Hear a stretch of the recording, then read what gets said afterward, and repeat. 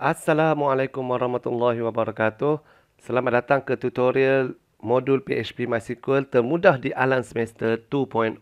Okey, untuk video tutorial kali ini, kita akan belajar untuk menghasilkan pangkalan data yang lengkap bagi modul level 1, level 2 dan level 3. Okey, tanpa cakap banyak, kita teruskan kepada langkah-langkah untuk menghasilkan pangkalan data yang lengkap. Okey, so cikgu listkan ada 4 cara untuk menghasilkan pangkalan data yang lengkap. Pertama sekali adalah kita nak cipta pangkalan data. Okey, kita akan create database. Okey, langkah yang kedua kita nak cipta jadual. Jadual ada dua jenis. Yang pertama dipanggil dengan reference table ataupun parent table. Dalam bahasa mudah fahamnya adalah jadual yang tak ada kunci asing. Okey, jadual yang jenis kedua adalah dipanggil dengan nama child table. Okey, ataupun jadual anak, iaitu jadual yang ada kunci asing. Okey. So, bila kita nak buat jadual, kita mesti buat reference table dahulu. Kita buat jadual yang tak ada kunci asing dulu. Then, baru kita akan buat jadual yang ada kunci asing. Kenapa cikgu cerita benda ni? Sebab pernah keluar dalam soalan peperiksaan kertas 1, dia suruh susun jadual mana yang perlu dibuat dahulu. Okey? So, kalau kamu tak ada knowledge pasal benda ni, kamu tak boleh nak jawab soalan tersebut. Okey. So, selepas selesai cipta jadual, kita akan masukkan sampel data. Tujuan kita masukkan sampel data ni adalah untuk membolehkan kita uji lari kita punya file-file PHP nanti. Okey, di fasa untuk mencipta file PHP nanti kita gunakan sampel data ni untuk kita uji lari kita punya sistem. Okey, dan last kali kita akan belajar macam mana nak buat backup bagi pangkalan data kita. Ini amat penting sebab 2-3 tahun yang sebelum ni ramai pelajar-pelajar yang terpaksa buat semula pangkalan data akibat daripada masalah seperti laptop hilang, laptop rosak dan sebagainya. So, cikgu akan kongsikan sampai step yang keempat ni. Okey, so tanpa berlengah masa, jom kita buat pangkalan data. Kita buat step pertama, mencipta pangkalan data. Tapi sebelum tu, untuk kod ataupun statement SQL bagi mencipta pangkalan data, kamu boleh rujuk pada dalam modul muka surat 4 dan 5. So, ini adalah kod-kod sampel yang cikgu bagi dekat kamu yang mana kamu boleh ikut untuk cipta pangkalan data yang lengkap. Okey, so bagi modul 1, 2, 3, 4, 5, dia akan ada sedikit perbezaan di sini. So, tapi tak ada masalah, kamu just type sehingga habis. Okey, sehingga habis. Okey. Boleh type saja ke? Type saja tak guna tanpa kamu faham. So, untuk video tutorial kali ini, cikgu cuba buat supaya kamu faham. Okey, sebelum kita nak mencipta pangkalan data kita akan buat menggunakan aplikasi PHP MyAdmin. Okey, kita akan gunakan PHP MyAdmin. Kenapa cikgu boleh guna PHP MyAdmin? Sebab cikgu gunakan sebab dalam buku teks sampel-sampel nota dia bagi dalam menggunakan PHP MyAdmin. Jadi kalau kita gunakan Heady SQL pun tak ada masalah. Okey, so cikgu buat supaya selari dengan buku teks. Okey. Kita pergi step pertama. Sebelum kita nak buat pangkalan data, kita nak main dengan kod PHP apa dan semua benda tu, kita nak buat projek kita, pendek cerita, nak start saja buat projek kita. First kali, apa yang perlu kita buat adalah kita kena run dulu, kita kena start dulu dua benda, iaitu Apache dan juga MySQL. Dekat mana nak start benda ni? Tengok tutorial yang untuk install, untuk memasang aplikasi perisian XAMPP, nanti ada. Okey, so macam mana nak buka benda ni? Senang saja type dekat sini XAMPP panel. XAMPP panel. XAMPP control panel. Okey, sorry, XAMPP control panel dan boleh klik kat sini dan dia akan buka benda ni. Okey, so dekat sini apa kita nak kena buat? Kita kena start dua benda. Satu, Apache sampai keluar nombor port dia. Dan kedua, kita kena start MySQL.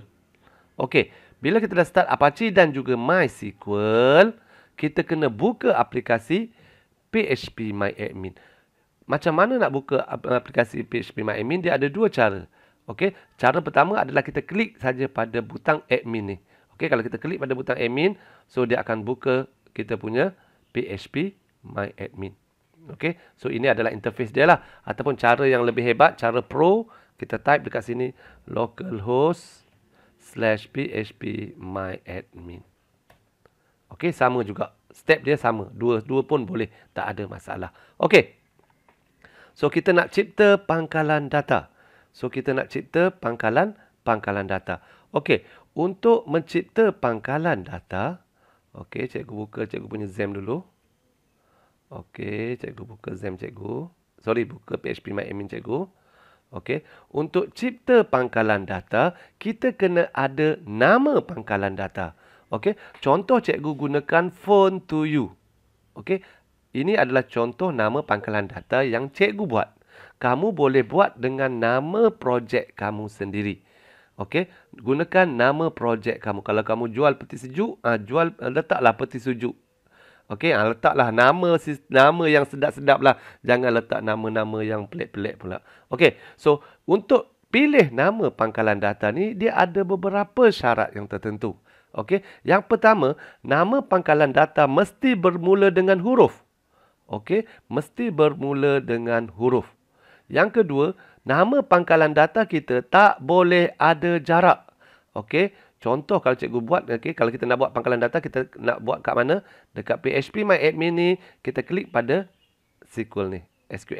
Dan kita type dekat sini, create database. Okey, so tak kisahlah huruf kecil, huruf besar, tak ada masalah. Dia bukannya case sensitif. Okey, so nama pangkalan data mesti bermula dengan huruf. That means kita boleh gunakan apa-apa huruf di depan. Phone to you. Contohnya. Okey. Apa yang dimasukkan nama pangkalan data mesti mula dengan huruf ni? Bermaksud kita tak boleh buat pangkalan data kita dengan meletakkan nombor di depan. Ataupun kita letakkan simbol di depan. Pun tak boleh. Okey. So yang kedua, syarat yang kedua, nama pangkalan data tidak boleh ada jarak. Apa maksud tidak boleh ada jarak? Kita letak space bar macam ni. Okey, kita letak space bar macam tu. Create database phone jarak 2 jarak you. So tak boleh. Okey, so itu tak boleh. Yang ketiga, ciri-ciri dia hanya simbol underscore sahaja yang dibenarkan.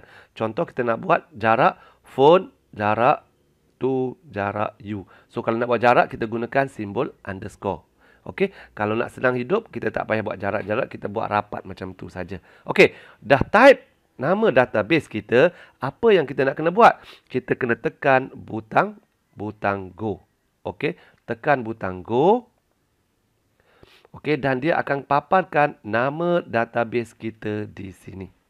Okey, dia akan paparkan database kita dah berjaya dicipta dekat sini. So, nak buat apa? Kita klik saja dekat database tu. Pastikan nama database kita keluar di sini untuk buat step yang kedua, iaitu membina jadual. Sebelum kita nak bina jadual, pastikan nama database kita keluar dulu dekat sini. Supaya bila kita create jadual, kita cipta jadual tu masuk ke dalam pangkalan data yang betul. Okey, so kita nak buat kita punya jadual. Nak buat jadual ni, kita nak refer kepada mana? Kalau dalam kod, dalam modul cikgu bagi tu, okey, modul cikgu tu, kamu akan nampak bahagian mencipta jadual. Mencipta jadual. So, kamu, semua kod mencipta jadual ni, kamu kena type balik dekat mana? Dekat sini. Dan setiap kali buat, tekan go. So, kita akan tunjuk satu demi satu. So, untuk kali ini cikgu nak terangkan dekat kamu macam mana langkah-langkah untuk buat pangkalan data, untuk buat table. Kita nak create table. So, table kita create, kita akan refer kepada skema hubungan 3NF. Okey. So, dalam modul cikgu ada table staff, table pembeli, table jenama, table barang dan table-table lain lah, ikut level kamu punya modul lah. Okey. So, macam mana nak buat jadual? Okey. Kod untuk buat jadual adalah create table, nama jadual, kemudian nama medan, jenis data dan juga size. Okey. Nama medan ni adalah ni lah, nombor KP. Staff ini adalah nama medan. Nama jadual yang mana? Staff. Staff ini adalah nama jadual. Size data ni berapa banyak aksara yang kita nak benarkan dia masuk. Okey. Kemudian selepas itu, kita kena isytiharkan primary key. Okey, contoh dalam yang ini primary key-nya adalah nombor KP staff. So kita kena letak dalam ni nombor KP staff. Kemudian kalau ada foreign key tu cerita lain. Nanti kita akan tengok table yang ada foreign key. Kita buat table yang pertama dulu iaitu table staff. Okey. So ikut arahan di sini ataupun ikut arahan di dalam modul yang telah cikgu bagi tu. Okey. So create table staff. Okey. Okey, kita buat yang pertama. Nombor KP staff. Nama medan yang pertama. Nombor KP staff. Okey. Jenis data dia apa? Varchar. Variable character. Variable character ni kita nak masukkan huruf, nombor, simbol, tak ada masalah. Okey. Saiz data dia berapa?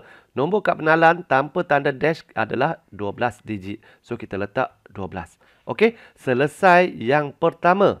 Kita buat pula untuk nama staff. Selesai yang pertama, kita buat nama staff. Okey, ikut dalam modul. Okey, nama staff.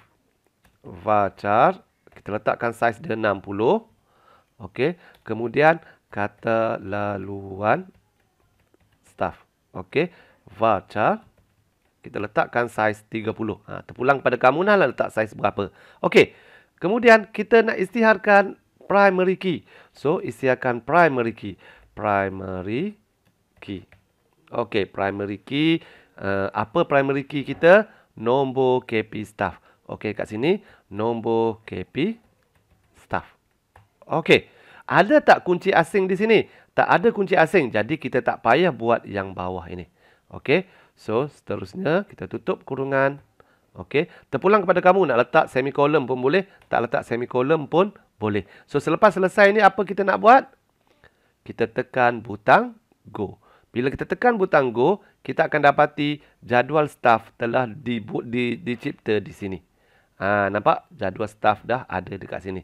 Tapi belum ada data. So, kalau kita nak tengok struktur dia, kita klik pada sini. Okey. Ini struktur yang ada. Andai kata kamu tersalah ejaan nama staff. Kamu nak ubah. Okey, dah salah eja nak ubah. Macam mana? So, pergi pada change. Klik pada change. Dan kita boleh ubah nama staff. Okey, nama staff. Tambah. Okey, dah buat siap apa pembetulan. Kita save semula. Okey, so dia akan berubah. Okey, cikgu ulang balik sekali lagi. Kalau nak betulkan dia, klik pada change. Dan buatlah perubahan apa yang kita nak betulkan. Okey, kemudian tekan butang save. Okey, selesai. Selesai untuk jadual staff. Okey. Okey, selesai untuk jadual staff. So, kita buat pula jadual yang lain. Kita buat pula untuk jadual yang lain. Okey, nak buat macam mana? Pastikan database kita keluar dahulu kat sini. Dan klik pada tab SQL. Okey, kita buat jadual yang kedua. Iaitu jadual pembeli. Okey, kita buat jadual pembeli. Okey, kita pun type lah kod dia. Jadual pembeli, kita type kod dia. Okey, kita type kod. Cikgu type paling laju di dunia. Okey, siap. Jadual pembeli. Okey, dah siap jadual pembeli. Cikgu pun tekan butang go. Okey, dah siap dah. Keluar dah jadual pembeli. Buat pula untuk jadual jenama. Jadual jenama, kamu pun type lah kod dia balik. Okey, cikgu pun type lah paling laju di dunia ni. Terus jadi dan cikgu tekan butang go. Okey, jadual jenama dah ada. Okey, kita tengok pula jadual barang. Okey, jadual barang adalah jadual yang istimewa. Kerana jadual ini ada kunci asing. Okey, dia melibatkan kunci asing. Jadi cikgu nak explain sedikit mengenai jadual ni. Okey, so first kali kita buat jadual macam biasa. Create table barang. Okey. Kemudian, yang pertama adalah kod barang. So, kod barang. Kita letakkan kod barang dengan int, integer. Okey, letaklah 11. Kemudian, kita letak auto increment. Apa fungsi auto increment ni? Auto increment ni, nilai dia akan bertambah. Okey, katakan kamu ada 5 barang, dia akan kod barang automatik akan jadi 1, 2, 3, 4, 5. Bila kamu masuk saja barang yang ke-6, dia automatik akan jadi kod barang automatik akan jadi 6. So, itu yang dimasukkan dengan auto increment. Okey, seterusnya kita tengok pula ada nama barang. Nama barang kita letak varchar. Letaklah berapa? Cikgu letak 30. Okey, kalau tak muat kamu tambahlah saiz data dia. Okey, kemudian ada kod jenama. Kod jenama. Okey, varchar kod jenama cikgu letakkan 10 lah. Okey. Okey, seterusnya kita tengok pula harga barang. So, harga barang. Okey. So, harga barang. Harga barang kita gunakan double. Double. Harga barang double. Okey. Contoh, katakan kita ada 100. So, 100.00. So, kita ada 100, kita ada 2 titik perpuluhan. Contoh cikgu bagi sini 100. Okey. So, 100 ni kita tengok double ni dia kena ada 2 saiz data dia. Satu adalah berapa digit yang ada. Sekarang ni kalau 100 kita ada 5 digit. Okey, yang kedua adalah titik perpuluhan dia. So, kalau dalam kes ini cikgu letak katakan 7. 7, that means dia boleh sampai ke 99999. Okey, 99,999 sen. Okey. So, sebab apa? Sebab dia ada 7. So, that means 1, 2, 3, 4, 5, 6, 7. So, dia ada 7 digit. Kemudian, koma, berapa titik perpuluhan? 2 titik perpuluhan. So, selesai. Untuk double. Double kita kena ingat, kita kena ada berapa digit, kemudian berapa titik perpuluhan. Okey, seterusnya adalah harga dah selesai, ciri. Ciri ni adalah kita nak simpan maklumat data kita. Contoh macam telefon kita, apa ciri-ciri dia? 12 GB RAM dan juga 128 GB ROM. Contoh itu adalah contohlah, kamu masuklah ciri-ciri kamu punya barang nanti. So, ciri dekat sini cikgu letak ciri varchar ataupun ciri cikgu letak teks lah, senang. Okey, teks, koma. Okey, kemudian gambar. Gambar cikgu letakkan varchar. Gambar ini akan menyimpan data nama gambar. Okey, nama gambar. So, kita letaklah 30 saja ruang dia. Kemudian ada nombor KP staff. Nombor KP staff. Nombor KP staff. Varchar mesti sama dengan nombor KP tadi. Okey, varchar. Okey, so varchar. Varchar ni kita kena gunakan sama dengan table staff yang kita dah buat tadi tu. Kalau nombor KP sana kita gunakan varchar 12, sini pun kita guna varchar 12 lah supaya lebih senang, lebih selamat. Sama juga dengan kod barang. Kod barang tadi kita gunakan varchar 10. Masa create table kod jenama ni kita gunakan varchar 10 semasa kita create table jenama tadi. Sama juga kat sini kita kena gunakan varchar 10. Okey. So seterusnya dah selesai dah. Dan kita isytiharkan primary key. Okey, kita nak isytiharkan primary key. Primary key. Okey. Primary key kita ada 2. Ada 1 saja, iaitu kod barang. So dekat sini kita letak kod underscore barang. Okey, selesai kita dah isytihar primary key. So kita nak isytihar apa lagi? Kita kena isytihar foreign key. So type kat situ foreign key. Okey, foreign key. Apa foreign key kita? Kod jenama. So foreign key dalam kurungan kod jenama. Okey. Kemudian ada apa? Kemudian ada reference. Okey. Dia nak reference ke mana? Dia akan reference ke jadual jenama. Okey, reference jadual, nama jadual jenama. Kemudian apa KP pada jadual jenama tersebut. Okey, itu kunci asing. Okey, so reference kepada jadual jenama dalam kurungan kod jenama. Okey. Selesai kita buat jadual barang. So dah selesai kita buat jadual barang. Dah selesai ke? Belum, banyak lagi kan. Okey. baru kita buat kunci asing bagi kod jenama. So, kita tambah lagi dekat sini. Dekat bawah ni kita tambah lagi. Okey, maaf. Cikgu tersilap. Okey. Bawah ni kita tambah lagi. Apa yang kita nak tambah? Kita akan tambah on delete. On delete cascade. Apa maksud on delete cascade? Jika data pada jadual jenama kita padam, secara automatik jadual dalam data dalam jadual barang akan turut terpadam.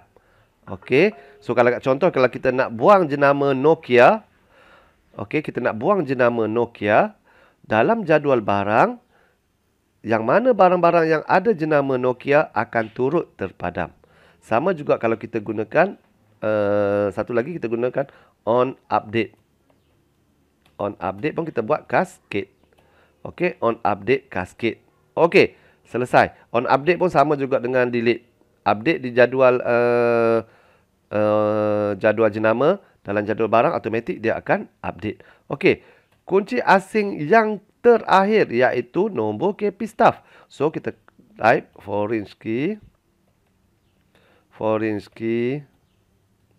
dalam kurungan nombor KP staff. Okey. So nombor KP staff ni dia akan rujuk jadual. Dia akan rujuk jadual staff. Okey, dalam kurungan nombor KP staff. Okey. Sama juga. Okey, sama juga on cascade, on delete cascade. On delete cascade, on update cascade. Okey, selesai. Okey, dan kita cuba run tengok. Okey, selesai. Okey. So, kita dah selesai mencipta keempat-empat jadual. So, keempat-empat jadual kita dah selesai kita cipta. Okey, langkah seterusnya adalah kita nak masukkan sampel data. Nak masukkan sampel data ni, kalau dalam modul cikgu ada bagikan sampel-sampel data. Tapi kamu boleh gunakan nama barang kamu sendirilah. Kalau cikgu buat sistem untuk telefon, so cikgu masukkan jenama untuk telefon. So korang ikutlah jenama korang. Kod jenama ini cikgu reka sendiri. Cikgu hentam sendiri saja. So korang pun boleh sama juga. Tak ada siapa nak larang. Tak siapa nak marah orang kata. Okey, so kita masukkan data dia. Insert. Okey, cikgu tak type kod yang ni. Cikgu boleh gunakan kuasa magic cikgu. Okey, untuk buat cepat. Okey. Cikgu dah siap type. Okey, cikgu tekan butang go. Nanti dalam jadual jenama, nampak dia akan masuk data-data ni. Nampak kod jenama semua ni akan masuk. Sama juga dengan jadual pembeli. Jadual pembeli pun masih kosong lagi data dia. Jadi macam mana kita nak masukkan data dalam jadual pembeli? Sama juga. Okey, kita type dekat SQL, tab SQL ni. Okey, dan kita tekan butang go. Okey, nanti data tersebut akan masuk ke dalam jadual pembeli. Okey. Bagi jadual pembeli ni, tolonglah jangan guna nama-nama yang cikgu letak kat sini. Okey, nama-nama anak murid cikgu ni, kamu jangan letaklah dekat sini. Gunakan nama kamu, nama lain. Okey, jangan sampai satu kelas nama Umar Fawaz Samad bin Mat. Jangan. Okey. Seterusnya, kita nak masukkan data dalam jadual staff. Okey, sama juga konsep dia. Kita nak masukkan data dalam jadual staff. Okey, kita nak masukkan data dia. Cikgu dah type paling laju. Okey, dan cikgu tekan butang go. So, nanti data tersebut akan masuk ke dalam jadual staff. Okey, so untuk jadual barang, bagi modul level 1, cikgu dah sediakan sampel barang. Sampel data. So, kamu boleh terus type nama data untuk kod untuk barang. Tapi untuk level 2 dan level 3, data barang cikgu tak masukkan. Okey, cikgu tak sediakan kod dia. So, kamu masuk waktu bila? Kamu kena masukkan setelah selesai semua fail PHP kamu dah siap. Okey, fail PHP kamu dah type sampai siap, dan baru kamu boleh masukkan barang. Sebab apa? Sebab dalam jadual barang ini, dia ada gambar. So, gambar ini kita kena upload. Jadi, that's why cikgu tak bagi sampel. Cikgu tak bagi sampel data. Sebab kamu nak kena upload. Okay. So, selesai dah kita masukkan sampel data. Langkah keempat, kita nak backup pangkalan data kita. Kenapa kita nak backup pangkalan data? Sebagai langkah berjaga-jaga supaya jika berlakunya kegagalan pada MySQL kita, kita tak perlu lagi nak buat step-step tadi. Cipta database, buat jadual, masukkan sampel data. Kita tak perlu lagi nak buat yang itu. Sebab kita boleh just import balik semula. Okay? So, penyakit auto stop MySQL ni tahun lepas dia selalu jadi. Okey, tengah-tengah buat tiba-tiba MySQL tak boleh nak start. So bila jadi macam ni, kamu kena buat balik pangkalan data kamu. So itu merugikan masa kamu. Okey. Bila kamu dah buat backup pada pangkalan data, hantar ke Telegram cikgu kamu. Okey, biar penuh Telegram cikgu kamu data-data kamu. Okey, orang kata apa? Biar penuh kat Telegram cikgu kamu punya file-file backup. Okey, kemudian ataupun kalau kamu tak nak hantar ke Telegram kamu boleh backup ke cloud ataupun contohnya kamu nak backup ke Google Drive dan sebagainya. Okey, cikgu tak sarankan backup di dalam komputer yang sama. Sebab apa? Pernah terjadi ada pelajar yang esok nak hantar kerja khusus, tarikh akhir hantar kerja khusus, orang nak masuk markah dah, tiba-tiba hari ni komputer dia tak hidup. Jadi, kesian dia. Okey, dia dah buntu, tak tahulah dia buat macam mana. Okey, so cikgu tak nak kamu jadi macam tu. So kita backup pangkalan data kita. So kita nak backup pangkalan data kita. Cara untuk backup pangkalan data adalah dengan cara kita klik pada nama database. Ini step pertama, jangan tak klik. Klik pada nama database, jangan klik pada nama barang, nama jadual. Kalau klik pada nama jadual, that means kamu backup jadual tu sahaja. Jadual lain kamu tak backup. So klik pada nama database, kemudian klik pada export. Okey, dia akan keluar pilihan SQL dekat sini dan tekan butang Go. So, ini adalah file backup kamu. So, hantarlah file ini kepada guru kamu sebagai langkah berjaga-jaga. Okey, itu yang pertama. Yang kedua, apa yang kamu nak kena buat adalah kita nak tengok relationship. Dalam relationship ni macam mana kita nak buka dia? Klik pada More, klik pada Designer. Okey, so dia akan keluarlah relationship kamu. So, dia akan berterabur lah macam ni. Okey, so susunlah cantik-cantik relationship kamu. Okey, susun cantik-cantik.